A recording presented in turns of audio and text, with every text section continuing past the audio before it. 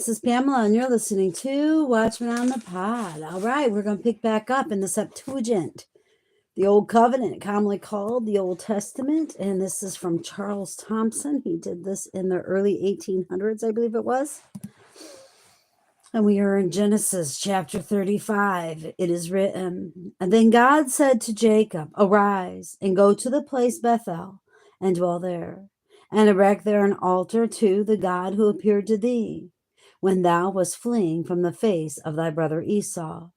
Thereupon Jacob said to his family and to all who were with him, "Put away the strange gods which are with you, and purify yourselves, and change your garments, and let us arise and go to Bethel, and build there an altar to the God who hearkened to me in the day of distress, who was with me and preserved me in the way in which I went." So they gave Jacob the strange gods which were in their hands, and the earrings which were in their ears. And Jacob hid them in the pine grove, which was in the country of the Skimites, and destroyed them even to this day. Then Israel removed from the country of the Sychamites, it's Sekimites,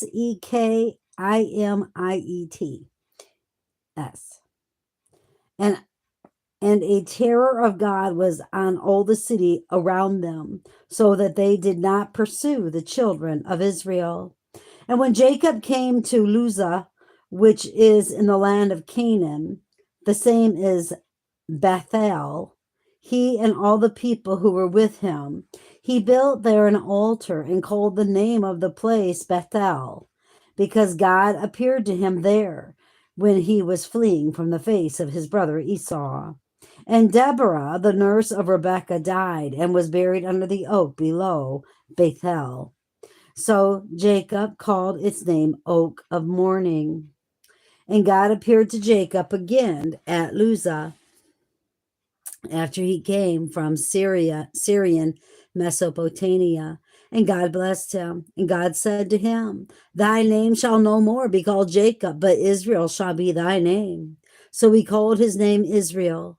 And God said to him, "I am thy God. Increase and multiply. Of thee shall be nations and collections of nations, and kings shall spring from thy loins. And this land which I gave to Abraham and Isaac, I have given to thee. To thee it shall belong, and to thy seed after thee I will give this land." And when God ascended from him, from the place where he had spoken with him, Jacob set up a pillar, a stone pillar, in the place where God spoke to him. And he made a libation thereupon and poured oil upon it. And Jacob called the name of the place where God spoke with him Bethel. And Jacob removed from Bethel and pitched his tent beyond the tower of Gader. And when he was near Kathbratha, on the way to Ephratah, Rachel was taken in labor and had a hard delivery. And when she was in the sharp pains of childbirth, the midwife said to her, "Courage, for this is a son for thee." And just as she was departing, for she died, she called his name Son of My Sorrow. But his father called his name Benjamin. And Rachel died and was buried in the race ground of Ephratah, which is Bethlehem. And Jacob erected a pillar over her grave. The same is the pillar of Rachel's grave even to this day. And while Israel dwelt in that land, Reuben went and lay with Bela, the concubine of his father Jacob. And Israel heard of it, and it appeared evil in his sight. Now the sons of Jacob were 12. The sons of Leah, Reuben, Jacob's firstborn, Simeon, Levi, Judas, Issachar, Zebulun. And the sons of Rachel, Joseph and Benjamin. And the sons of Bela, Rachel's handmaid, Dan and Naphtali. And the sons of Zilpah, Leah's handmaid, Gad and Aser. These are the sons of Jacob, who were born to him in Syrian Mesopotamia. Then Jacob went to his father Isaac to Mamre, a city of the plain, the same as Hebron, in the land of Canaan, where Abraham and Isaac had sojourned. Now the days which Isaac lived were 180 years, and Isaac, fainting away, died and was added to his race, being an old man and full of days, and his sons Esau and Jacob buried him. Chapter 36. It is written, Now these are the families of Esau. The same is Edom. Esau took to himself wives from the daughters of the Canaanites, Adah, the daughter of Elmon, the Chittite, and Oholibamah, the daughter of Anah, the son of Septuagint, the Ivite, and Basemath, Ismael's daughter, the sister of Naboth. And Adah bore him Eliphaz, and Basemath bore Raguel, and Oholibamah bore Jehus, and Jeglum, and Kor. These were the sons of Esau who were born to him in the land of Canaan. And Esau took his wives and his sons and his daughters and all the persons belonging to his family and all his substance and all his cattle and all that he possessed and all that he had gotten in the land of Canaan, and went out from the land of Canaan from the face of his brother Jacob. For their substance was too great for them to dwell together, and the land where they sojourned could not support them on account of the abundance of their stock. And Esau made his abode on Mount Seir. Esau is the name as Edom. Now these are the families of Esau, the father of the Edomites, on Mount Seir. And these are the names of Esau's sons: Eliphaz, son of Adah, Esau's wife, and Raguel, the son of Basemath, Esau's wife. And the sons of Eliphaz were Thaman, Omar, Sophar, Gotham, and Kenaz.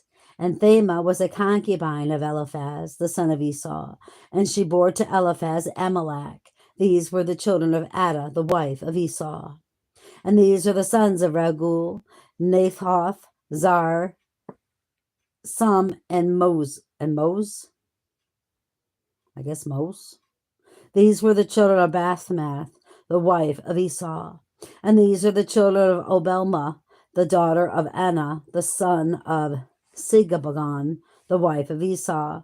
She bore to Esau Jehus, and Jeglum, and Kor. These were the emers of son Esau. What on earth is the emers?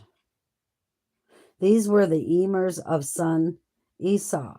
The sons of Eliphaz, Esau's firstborn: Emer, Thaman, Emer, Omar, Emer. What is an Emer?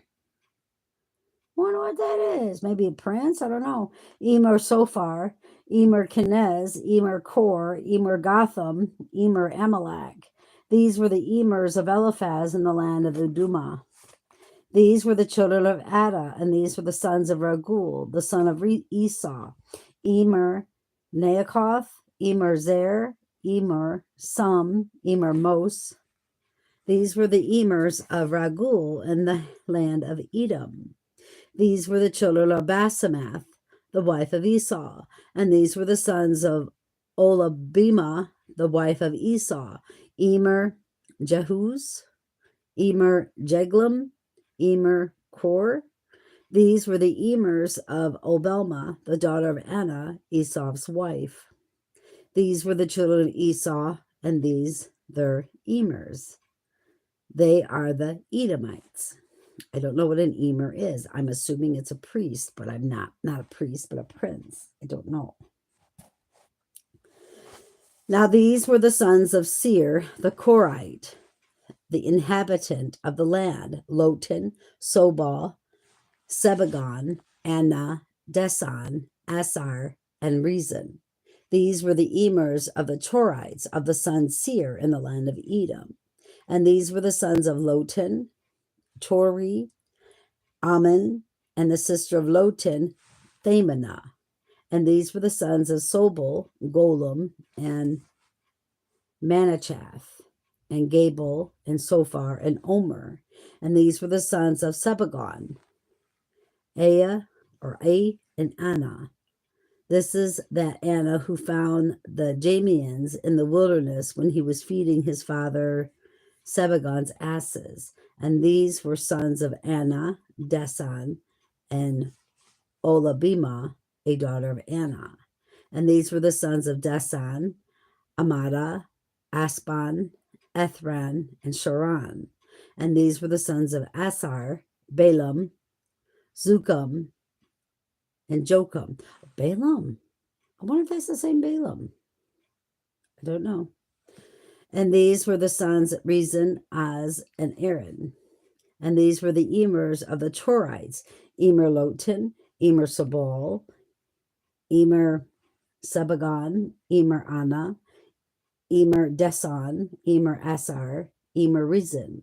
These were the Emers of the Torites and their clans in the land of Edom. And these were the kings who reigned in Edom before a king reigned in Israel. Balak, son of Beor. It is. It's got to be the same Balaam. It's got to be. It's got to be. So they were related? Sounds like they were related. I didn't know they were related. Balak, son of Beor, reigned in Edom, and the name of his city was Danabah. And when Balak died, Jobab, son of Zara of Bozrah, reigned in his stead. And when Jobab died, Asam of the land of the Thamanites reigned in his stead. And when Asam died, Adad, son of Barad, who smote Madian in the plain of Moab, reigned in his stead. And the name of his city was Getham. And when Adad died, Samadah, Amaskah, reigned in his stead.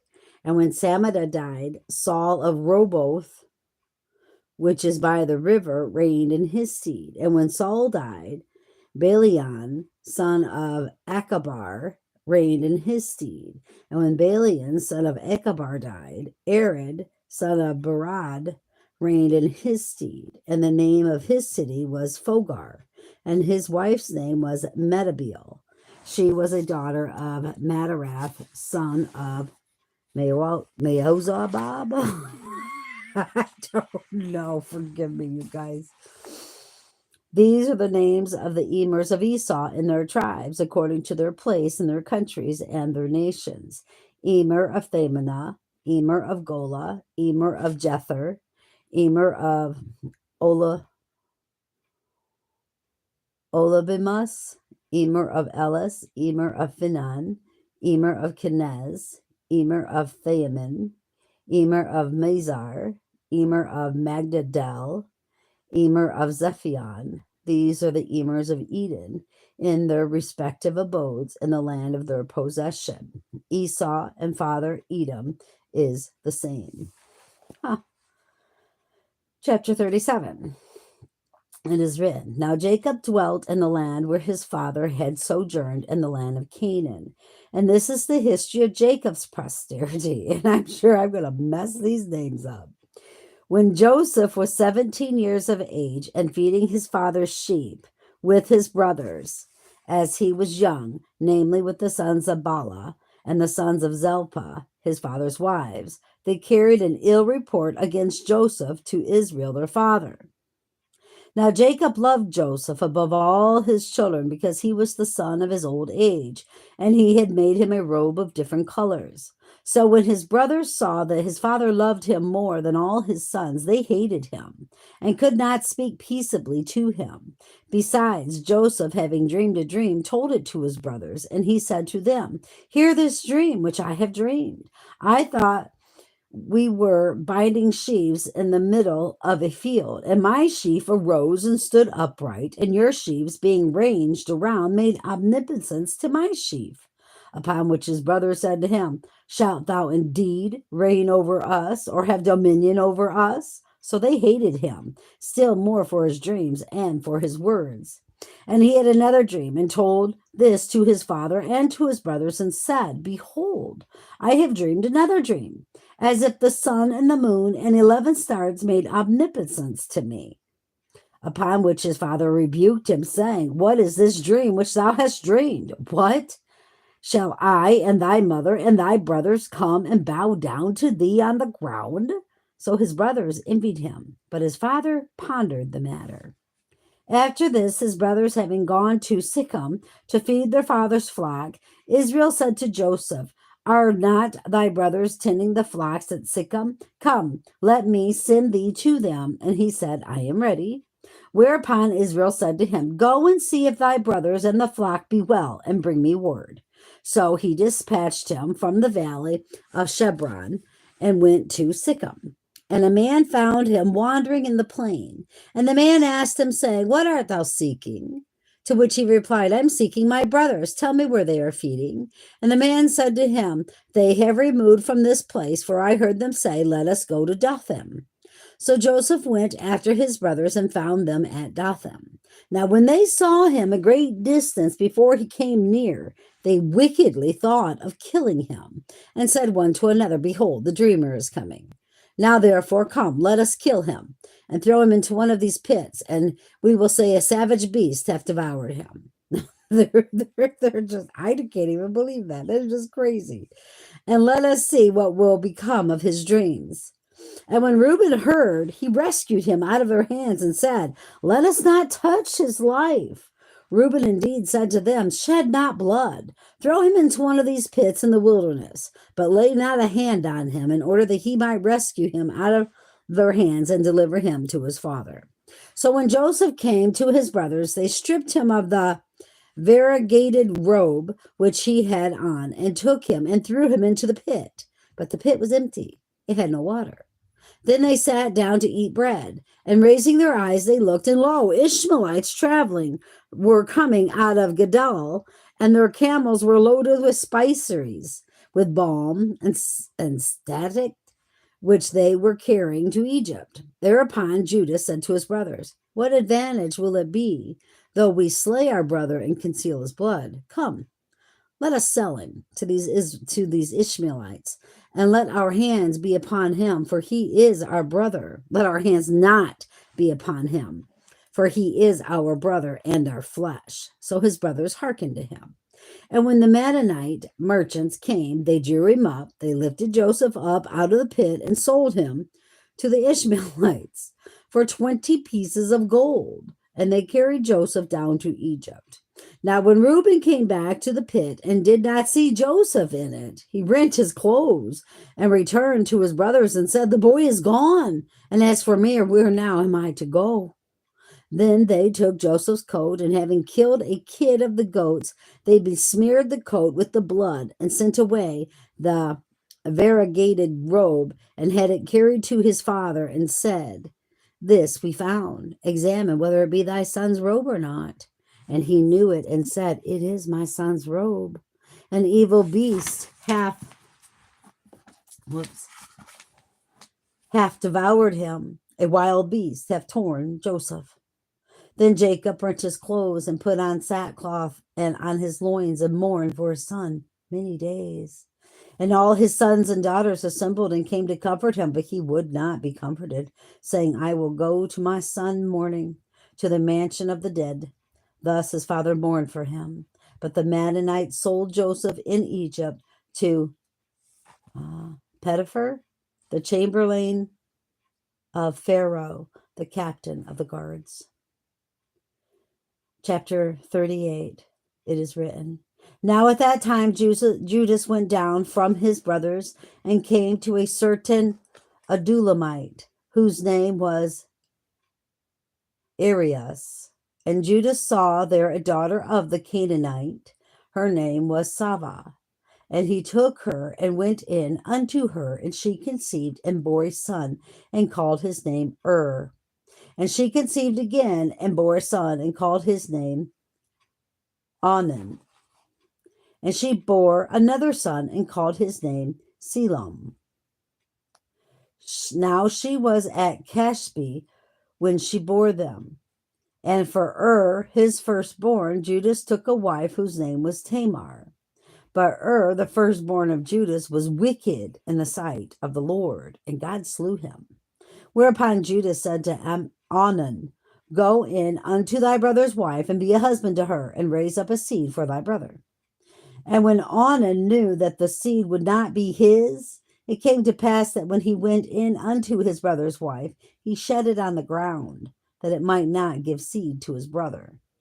And it appeared evil in the sight of God, and that he had done this. Therefore he caused him also to die. Then Judah said to Tamar, his daughter-in-law, continue a widow in thy father's house till my son Salome grow up. For he said, peradventure he also may die as his brothers did. So Tamar went and dwelt at her father's house. But the time was prolonged, and Saba, the wife of Judas, died. And when Judas was comforted, he went up to his sheep shearers, he and his shepherd Eras, the Oldamite, to Tamar, to Tamana. And it was told Tamar, his daughter-in-law, saying, lo, thy father-in-law is going up to Tamana to shear his sheep.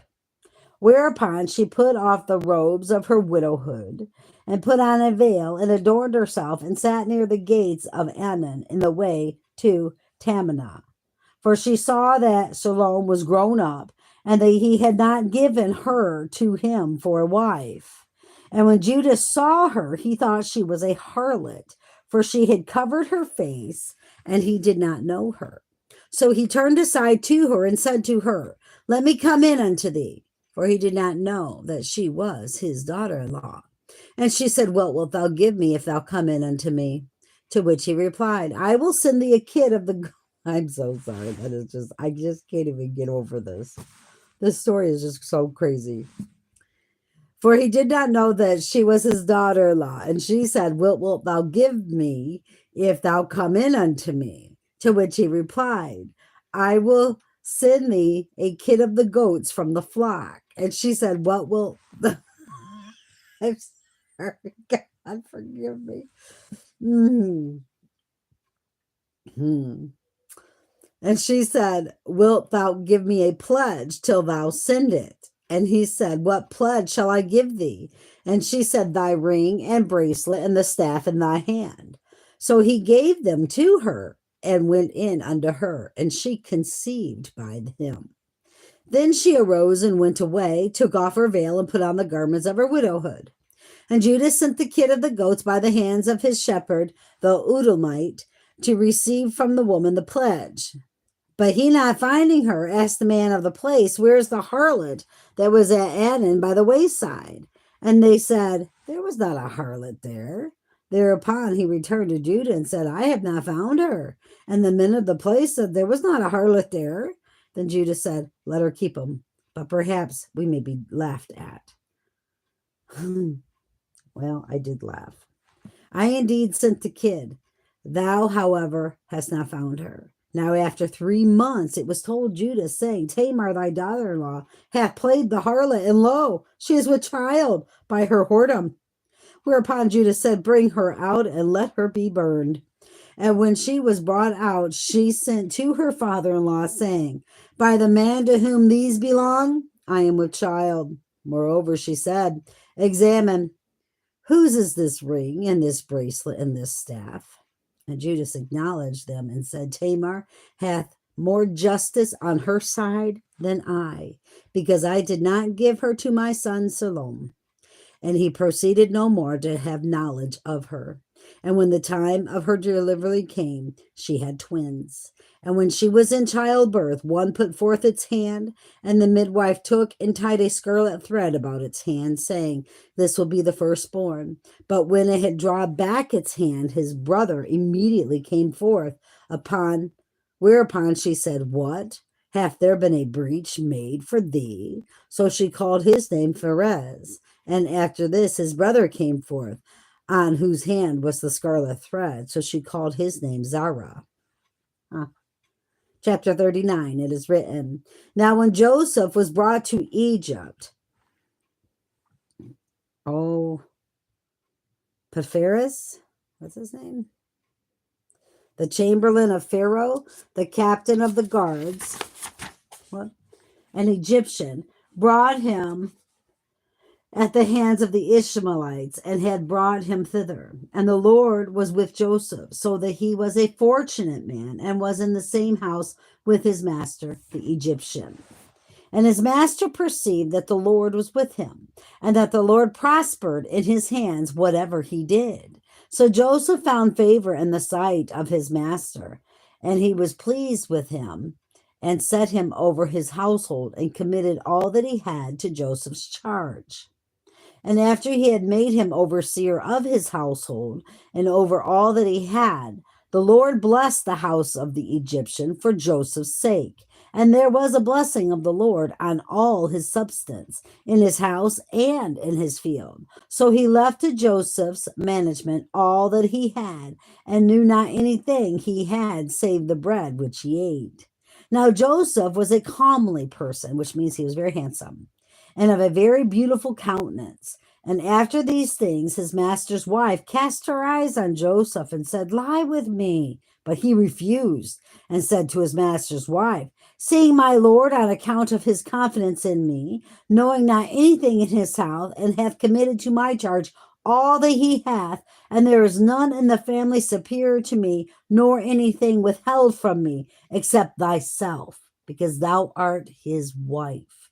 How then can I do this wicked act and commit sin in the presence of God?" And when she had spoken to Joseph day after day, and he hearkened not to her to lie down with her, to have commerce with her, it came to pass that one day when Joseph went into the house to transact his business, and none of the domestics were within, she took hold of his mantle, saying, "Lie with me." But he, leaving his mantle in her hands, fled and went out.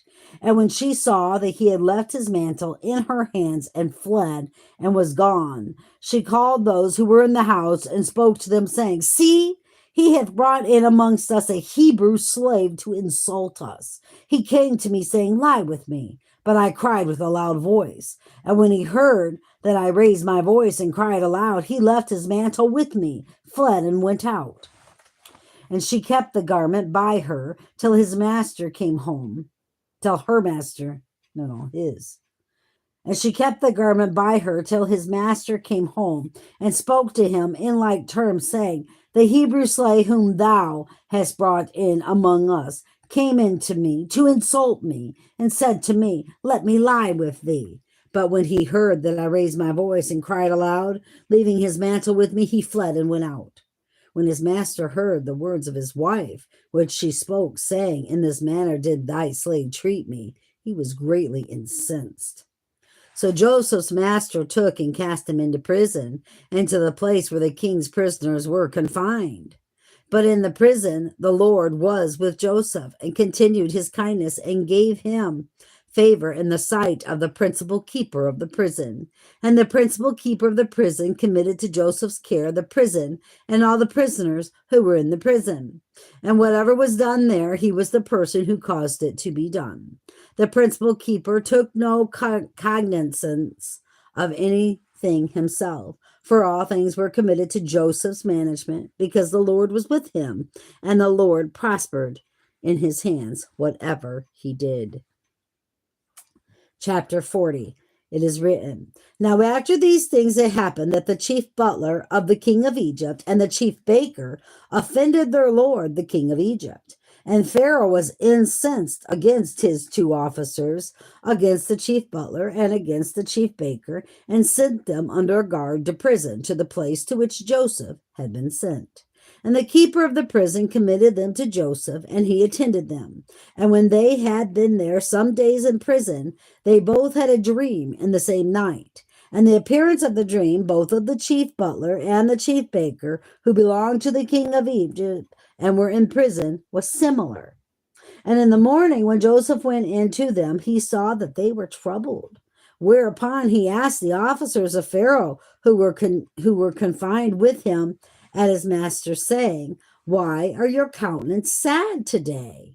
And they said to him, 'We have had a dream, and there is none to interpret it.' And Joseph said, 'Is not the interpretation thereof from God? Therefore tell me.' So the chief butler told Joseph his dream and said, 'In my sleep there was a vine before me, and on the vine 3 branches, and one was flourishing and had produced clusters, and the grapes of one cluster was ripe. And I had in my hand the cup of Pharaoh's. So I took the bunch and squeezed it into the cup and gave the cup into Pharaoh's hand. Thereupon Joseph said to him, "This is the interpretation of it.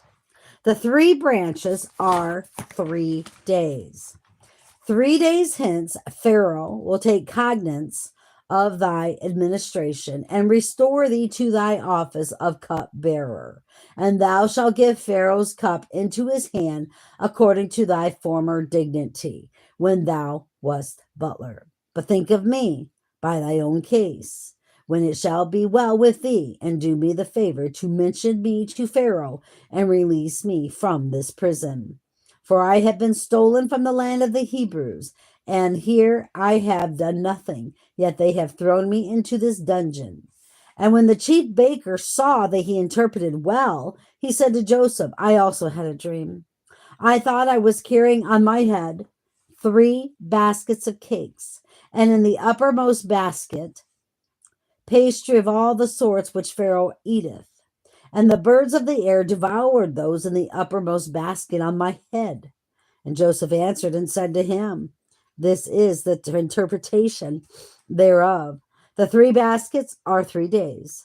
These 3 days hence Pharaoh will take off thy head and hang thee on a..." I'm sorry. I mean, he's just pretty blunt. This is what's going to happen. Let me do it again. The 3 baskets are 3 days. 3 days hence Pharaoh will take off thy head and hang thee on a gibbet, and the birds of the air will devour thy flesh. Accordingly, it fell out that the 3rd day was Pharaoh's birthday, and he made an entertainment for all his servants, and took cognizance of the administration of the butler and the administration of the baker in the midst of his servants. And he restored the butler to his office, and he gave the cup into Pharaoh's hand. But the chief baker he hanged, as Joseph had interpreted to them. Yet the chief butler made no mention of Joseph, but passed him over in oblivion. Oh, I'm going to keep reading one more. I got you. 41. It is written, "But it happened that at the end of the 2 years, Pharaoh had a dream. He thought he was standing by the river, and lo, there came up out of the river 7 cows of a beautiful figure and very fat, and they fed on the sedge. And 7 other cows came up after them out of the river, ill-favored and low, and they fed near the other cows on the bank of the river. And the 7 ill-favored and lean cows devoured the 7 cows which were of a beautiful figure and full of flesh. And Pharaoh awoke.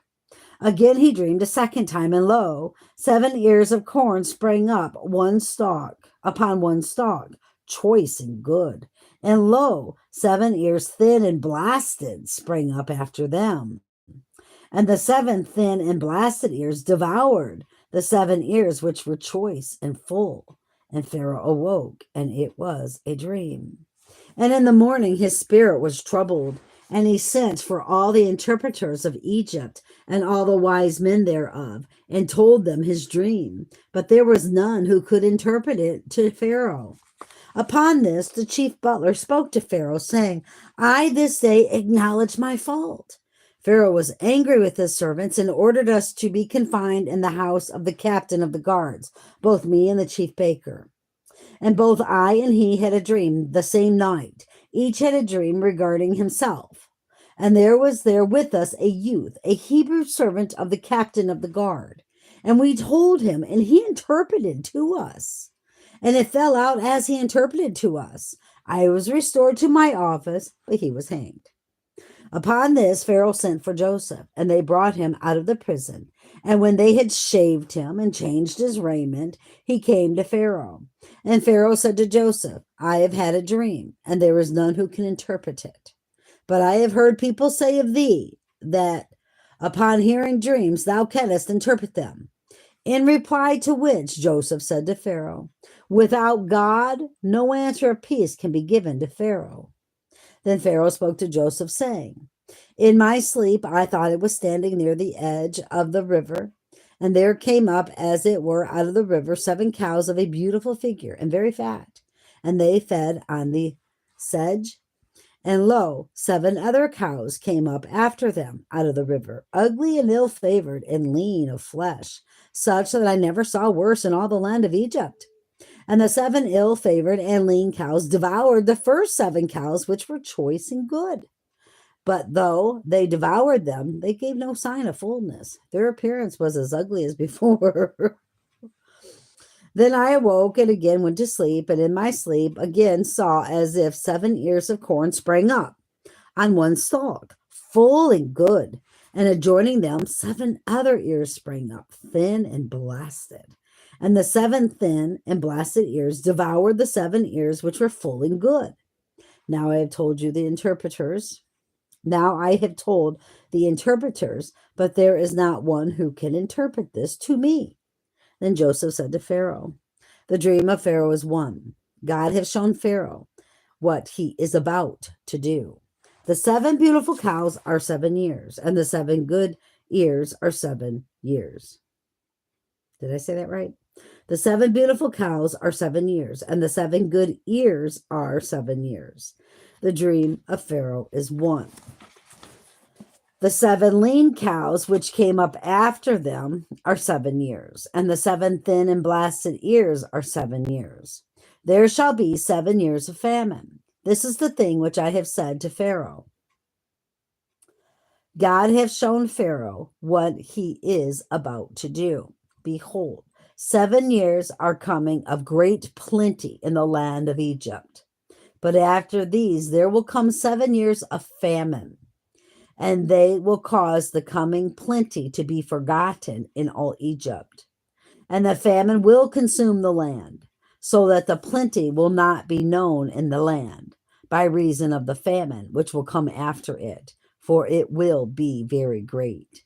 And inasmuch as the dream of Pharaoh was doubled, the thing which God has determined will surely come to pass, and God is hasting to do it. Now, therefore, look out for a man of prudence and understanding, and set him over the land of Egypt. And let Pharaoh appoint and set governors of districts over the whole land, and let them send in 1/5 of all the products of the land of Egypt during the 7 years of plenty, and collect all the eatables of those 7 good years which are coming. And let food be collected under the care of Pharaoh, and eatables stored in the cities. So shall food be kept in the country against the 7 years of famine, which will be in the land of Egypt, and the country will not be wasted with the famine. And the advice was agreeable in the view of Pharaoh and in the view of all the servants. And Pharaoh said to all the servants, can we find such a man as this who hath in him the Spirit of God? Then Pharaoh said to Joseph, seeing God has shown thee all these things, there is none more prudent and wise than thyself. Thou shalt be over my household. To thy command all my people shall pay obedience. Only on the throne will I be greater than you, or thou.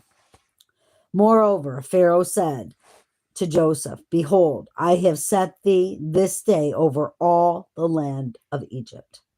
And Pharaoh took off the ring from his own hand and put it on Joseph's hand, and clothed him with a cotton robe, and put a chain of gold about his neck, and caused him to mount a chariot next to that of his own. And a herald made proclamation before him. And when he had set him over all the land of Egypt, Pharaoh said to Joseph, I am Pharaoh. Without thee no man shall lift up his hand in all the land of Egypt. And Pharaoh called Joseph's name Psonthompanech. That's his name. I can't. I don't even know. Santhabana. I don't know. And gave him Asnath, his daughter of Petapheres, the priest of Heliopolis, to be his wife. Well, that's kind of odd. Now Joseph was 30 years old when he stood before Pharaoh, king of Egypt. And Joseph went out from the presence of Pharaoh and went through all the land of Egypt. And in the 7 years of plenty, the land produced in vast abundance. And he collected all the varieties of food of those 7 years in which there was plenty in the land of Egypt, and stored it in the cities. In every city, he stored the eatable productions of the fields around. So Joseph collected food like the sand of the sea in great abundance until it could not be numbered, for it was innumerable. Now, before the 7 years of famine, Joseph had 2 sons, whom Asenath, the daughter of Petiphes, I think it's Pontifer or something like that, the priest of Heliopolis, bore to him. And Joseph called the name of his firstborn Manasseh, because God hath made me forget all my troubles and all my father's family. And the name of his second son he called Ephraim, because God hath made me fruitful in the land of my affliction. And when the 7 years of plenty which had been in the land of Egypt were past, and the 7 years of famine began to come, as Joseph said, there was a famine in the whole earth, but in all the land of Egypt there was bread. And when all the land of Egypt began to be in want, and the people cried to Pharaoh for bread, Pharaoh said to all the Egyptians, Go to Joseph and do whatever he saith to you. As the famine was over the face of the whole earth, when Joseph opened all his granaries and sold to all the Egyptians in all the countries, came to Egypt to buy of Joseph, for the famine was great in the whole earth. And that ends that. I really enjoyed this Septuagint. I'll be honest with y'all. I really kind of like it, except for there's some words I can't read. But I really kind of like this. It's pretty neat. All right. Keep your eyes on Jesus, brothers and sisters, and your nose in the book, which is the Word of God. And let us embed the Word of God upon the tablets of our hearts, so you and I will not sin against God or be deceived. I love y'all. Bye-bye.